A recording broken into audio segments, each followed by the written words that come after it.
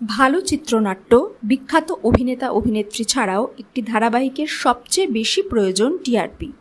গল্প যতই ভালো হোক, টিআরপি না থাকলে স্লট বদলে যায় কিংবা গল্প শেষ হয়ে যায়।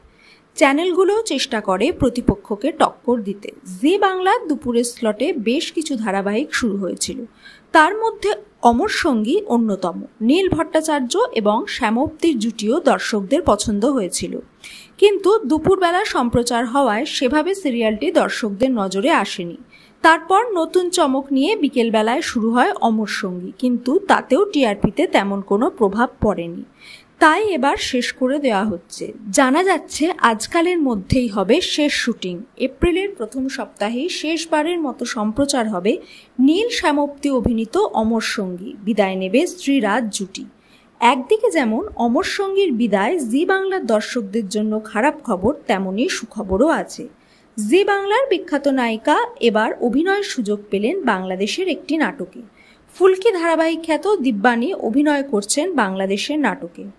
মিমি চক্রবর্তী, দর্শনা বণিক, ইথিকা পালের পর এবার দিব্যানীও টলিউড থেকে ঢালিউডে পাড়ি দিলেন। কবির রায়চৌধুরীর পরিচালনায় কাজের সুযোগ পেয়েছেন তিনি। বাংলাদেশের জনপ্রিয় অভিনেত্রী মেহজাবিন চৌধুরী এবং ফারাদ আহমেদ চৌহানের সঙ্গে দেখা যাবে ফুলকিকে। নাটকের ট্রেলারে তাকে অভিনেত্রীর ভূমিকায় দেখা যাচ্ছে। সম্প্রতি মুক্তি পেয়েছে ট্রেলার, যা দেখে উচ্ছ্বসিত দিব্যানীর অনুরাগীরা।